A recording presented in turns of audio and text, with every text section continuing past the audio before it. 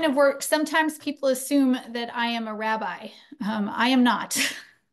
But I am related to several rabbis. And before I start, I just want to give a special thanks today to my mother, Rabbi Amy Scheinerman, who is so much wiser than I am and actually gave me the suggestion for what to teach this session. So much of what I'm about to say comes from her and her really beautiful and thoughtful way of reading rabbinic texts. So I just wanted to take a moment to offer her credit and kavod here.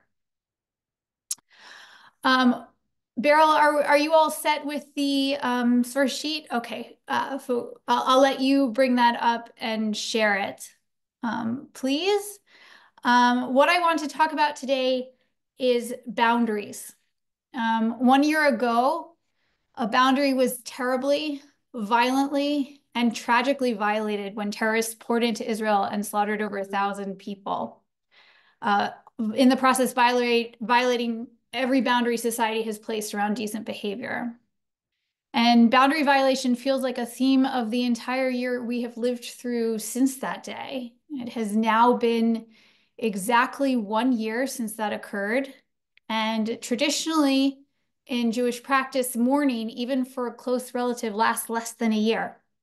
There's an intense week of mourning during Shiva, the 7 days that follow a funeral. And then a still intense but slightly less acute period called Shloshim, which means 30, that lasts about a month after the funeral. And then 11 months of saying Kaddish daily if you are mourning a close relative. Then after that, a death is formally mourned only on the anniversary, the yahrzeit site. So a whole series of boundaries and stages. We might think of today as akin to a first yahrzeit site for those who died on October 7th. And I know that we are gathering today on the secular anniversary rather than the Hebrew anniversary, so it's not really a yahrzeit site in that sense. But nonetheless, we might expect that this moment to mark a time when we are collectively stepping down our mourning and moving into our future. But I think also, for obvious reasons, that feels pretty close to impossible today. The massacre of October 7th was followed by a war that continues to grind on and has only widened, much of that in recent weeks. Some of the captives have come home, some have died in captivity, and many remain in captivity. The death toll increases daily, and the conflict has engulfed other locations, other peoples. Pain and loss and grief are seemingly reignited with each news cycle. So in preparing this, I found myself asking, how can we really mourn and move forward when we are still so very much in this tragedy and it is still ongoing?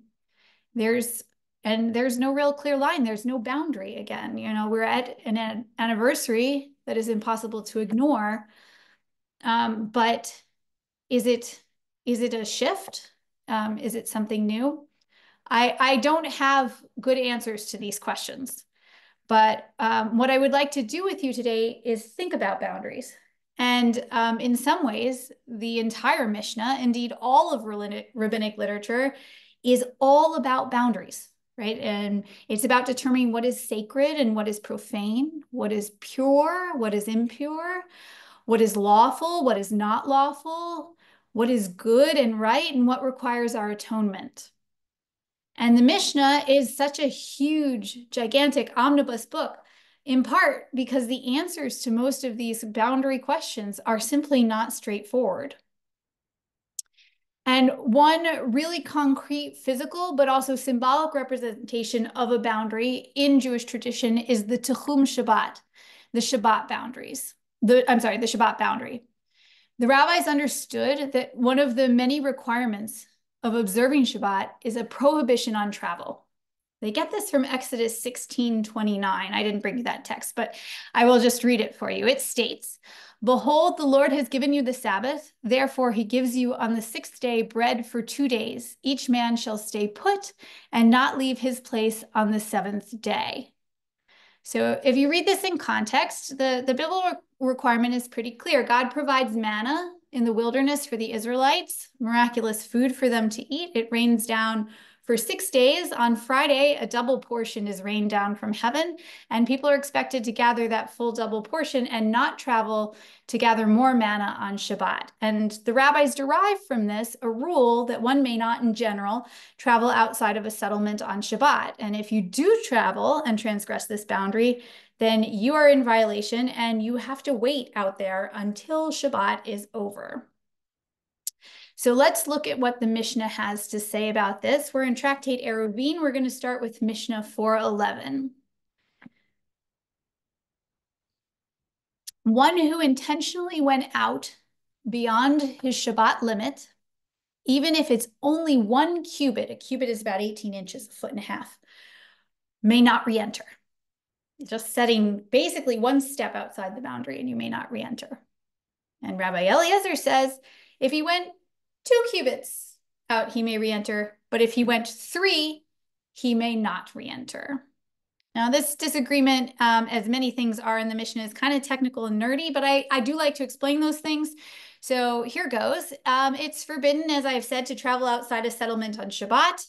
And it is also, you may know, forbidden to carry objects in the public domain on Shabbat, and the limit on that is 4 cubits. So I cannot carry an object more than 4 cubits. 4 cubits translates into about 6 feet. That's a distance many of us who have been through the pandemic are familiar with, right? The 6-foot social distancing distance, right? That's how far you can travel in the public domain carrying an object. So what the rabbis are saying is, even if you set most of the rabbis are saying in the Mishnah, the anonymous position, is even if you set 1 foot over the Tichum Shabbat boundary, you are in violation and you cannot re-enter the settlement. But Rabbi Eliezer is applying this 4 cubit principle to the Shabbat boundary and thinks of those 4 cubits as a kind of buffer. And his understanding is that the 4 cubits actually form like a 2 cubit radius on either side of a person that extends on either side. So you can move outside the Shabbat boundary within your 4 cubit personal bubble, which brings you to 2 cubits beyond the boundary. And that's how far you can step outside the Tichum Shabbat before you find yourself stuck and you have to wait outside the city limits until Shabbat is over to re-enter. So that's technical. That's how the Mishnah is. But the predominant point here is you can't travel outside the settlement. And one of the things that's really interesting to me here is the question of, well, where is the real boundary, right? The real requirement, on one level, the primary requirement is you can't travel outside the city, right? The 2,000 cubits is already a buffer on that, right? And then, so we have this what would be seemingly a very clear boundary, the boundaries of the settlement, which many settlements would have been walled, though not all, but usually that's like a pretty clear boundary that is then made looser by the addition of this 2,000 cubit buffer around it, which then is made very rigid again. If you step 1 foot or maybe 3 feet over the boundary, you're again in violation. So we're getting this really curious interplay in the text between hard and soft boundaries. And when a boundary is seemingly hard, it's made soft. And then when it's seemingly soft, it's made hard again. So let's keep looking at how this is done in practice. We'll return to the Mishnah again. The rabbis say, with regard to one for whom it grew dark when he was traveling outside the Shabbat limit of the town where he was heading, even if he was only 1 cubit outside the limit, he may not enter the town. Okay, so now we're not imagining leaving the town, we're imagining coming back into the town at nighttime, and you're coming to the town for Shabbat, but you are running late and Shabbat has descended and fallen upon you, and you are, even if you are only 1 cubit away from that outer limit when the sun sets, you can't set foot and enter the town. That's what the rabbis are saying. But of course, once again, we're going to get a second opinion. This is from Rabbi Shimon now. He says, even if he was 15 cubits beyond the limit, he may not enter the town, because the surveyors do not precisely demarcate the measures. Rather, they mark the Shabbat limit within the 2,000 cubits due to those who err.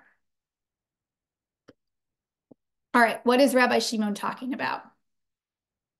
It's clear that after dark, we need to be more relaxed about the boundary and allow re-entry. in his view, and he offers somebody who's even a full 15 cubits outside that boundary the opportunity to scooch in so they can observe Shabbat in the settlement that they have chosen to be in that week. What does it mean that the surveyors do not precisely demarcate? What does he mean by that? The commentaries are not sure. They offer a couple of possibilities.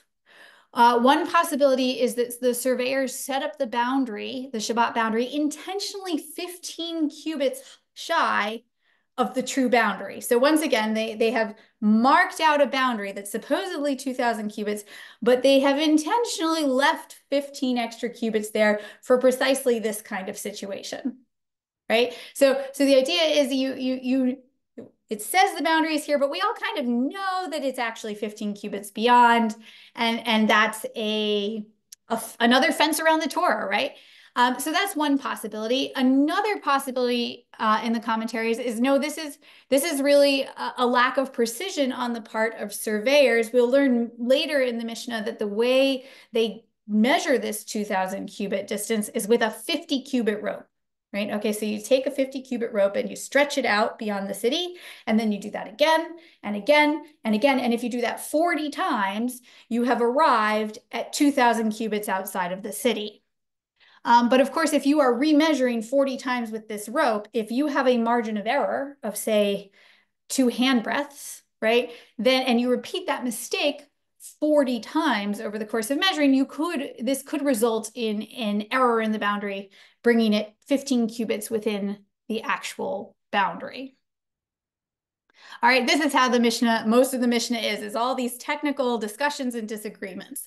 But once again, we have a very interesting interplay between a hard boundary and then a softness to that boundary, and the boundary we know to really be the boundary, or the boundary that we pretend is the boundary when we really know it's somewhere else. There's this very interesting interplay happening. This continues in the next Mishnah, which also brings us to the next chapter of Eruvin. So let's turn to Eruvin 5:1. The Mishnah reads, how does one extend the boundaries of a city? Okay, so to figure out the Tichum Shabbat, the full boundary that's 2,000 cubits outside the city, you first have to determine the boundary on your actual city. And to do this, the rabbis put a rectangle around the city. You cannot, it's really too complicated to draw a line around the city that matches the shape of the city 2,000 cubits out. So they start by drawing a line, a rectangle around the actual city, and then they can measure 2,000 cubits in each direction. Does that make sense? So the question is, how do you measure that rectangle? And the text states, if a house is recessed and another house protrudes, or a turret is recessed and another turret protrudes, or if there are remnants of walls 10 handbreadths high, and bridges and monuments over mausoleums in which there is a residence, one extends the measure opposite them. So what we are imagining here is that you have what looks like a clear boundary on the city, but then you know how you have many cities are walled and people build their homes into the wall, right, in ancient times. And maybe they have built a turret or some sort of extension that protrudes beyond the city wall. If that's the case, what the Mishnah is telling us, then we have to include that in the city, in the rectangle we're drawing around the city, and we have to bump out from the wall of the city a little bit to accommodate that. And what's particularly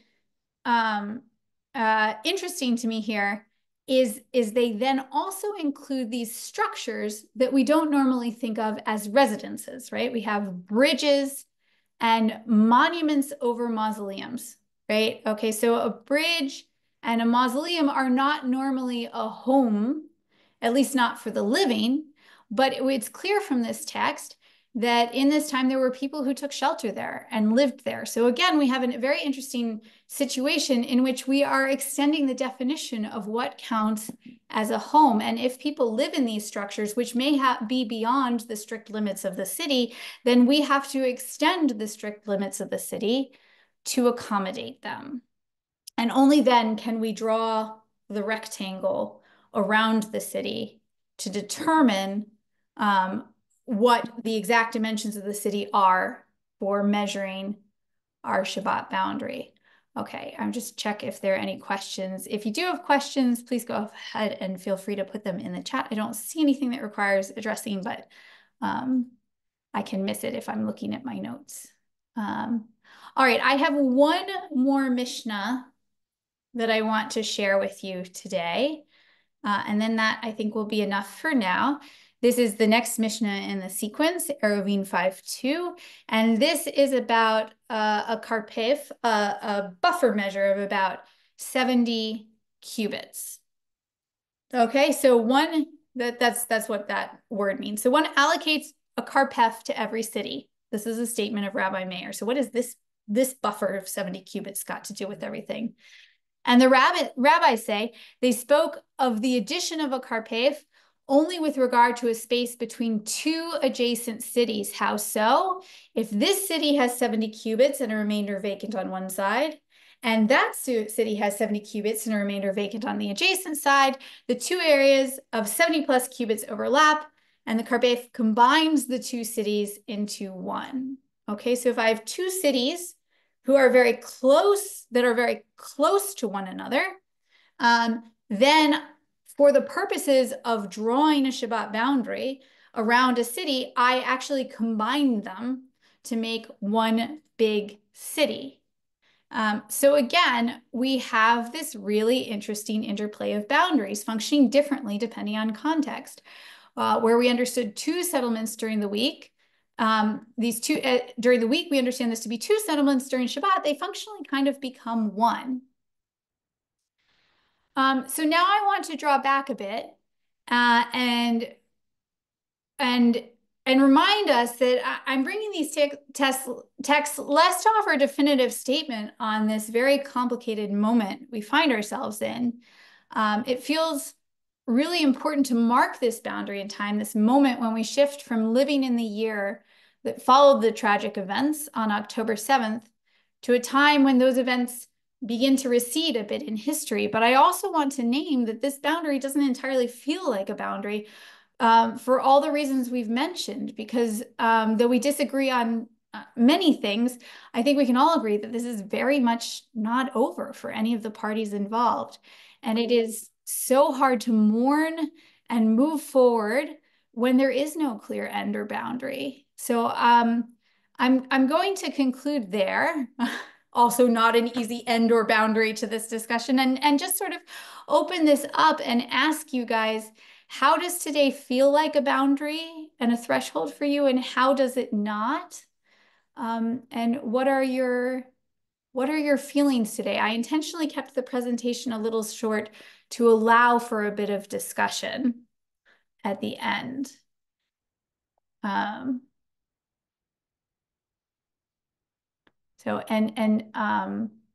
Beryl, if my colleague Beryl, if you wouldn't mind, if you see anybody raising hands, and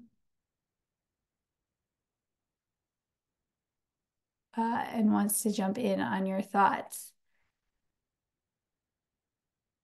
today. Yes, so Marianne is saying, I appreciate the presentation, but no, this does not feel like a boundary for me. It does not feel like a threshold and a new period. And Arla says it feels like an abyss. I think that is a similar sentiment. Yeah. Are there others who do feel like we've reached a turning point and a moment? After all, you are gathered here to mark this day.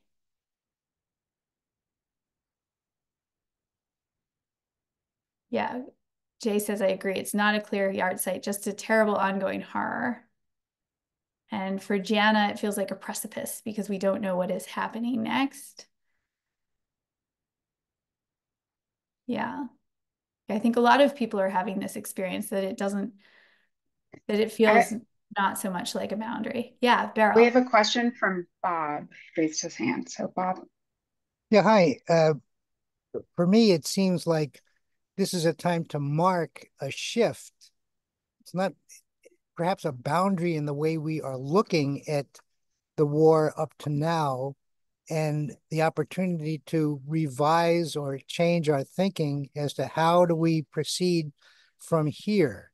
It's as you're saying so well, this war is going to continue, the deaths will continue, the devastation will continue, the destruction will continue, but how are we looking at from shifting from the shock, let's say, of a year ago to where do we go from here? What happens on Tuesday? So thank you for that. Okay. I think that says it really well, actually, that we are that, yeah, it doesn't feel like a clear boundary, and yet we're sort of forcing a boundary here. And we are recognizing there has been a shift. We're not where we were a year ago, which I think for many was a moment of shock. Um, and a lot of raw feelings, which we may still have many raw feelings, but it might also be different a year later. Um, We have another question from Jay. yeah, go ahead, Jay. Generally, I'm not a fan of boundaries, I have to say, because I think of walls and divisions. And even after such a clear teaching, I'm not persuaded of the value of boundaries. I still think surely the boundaries have become even harder after a year. Boundaries, particularly, obviously, between religions, between cultural groups, but even within Jewish communities. So I'm just not persuaded of the value of boundaries. I'd love to be corrected. Mm. Does that mean you're for tearing down all boundaries?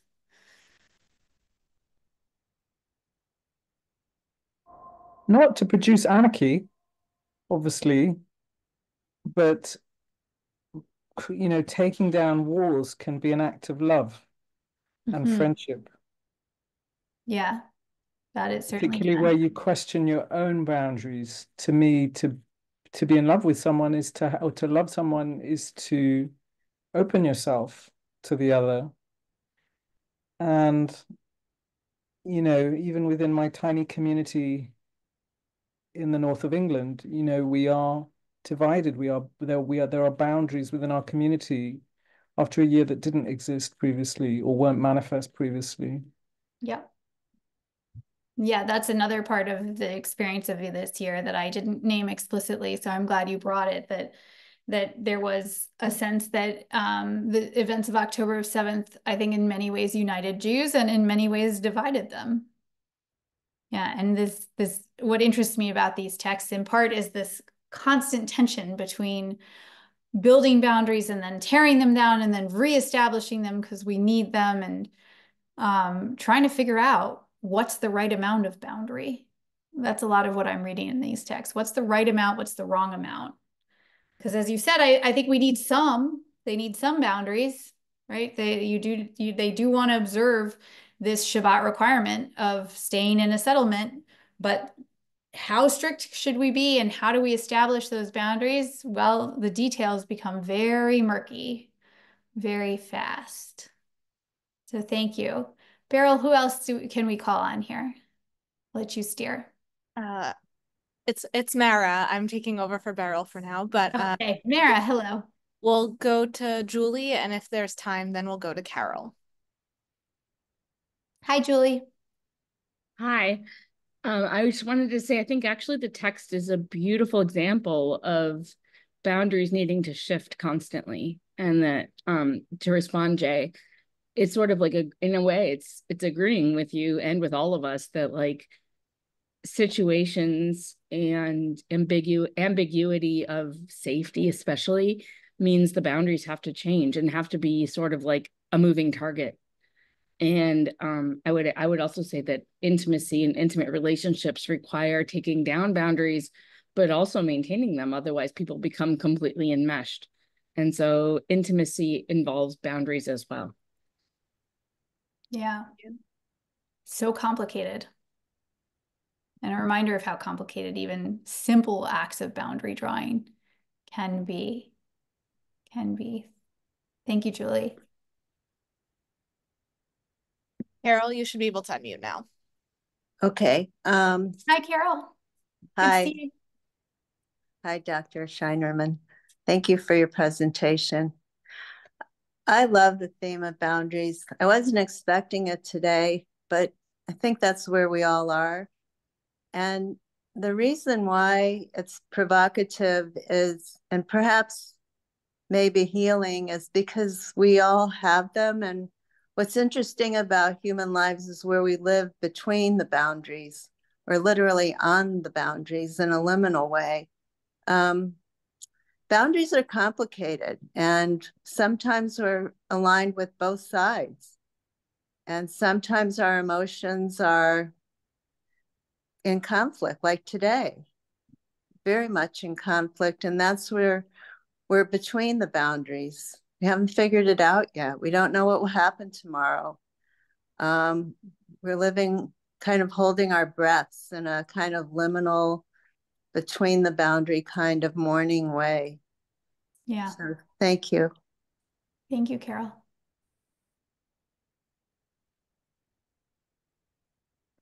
Mara, would you like to grab one more, or should we move on to the next? I'm going to leave it to you about where to draw the boundary. It is so hard, isn't it? Yeah. All right.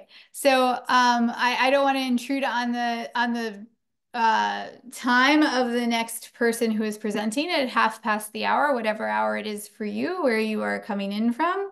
For me, it's 2:30. And I just wanted to say thank you to all of you for thinking some of this through with me and exploring these texts with me, and creating this space. And thanks to all the other presenters and all my colleagues.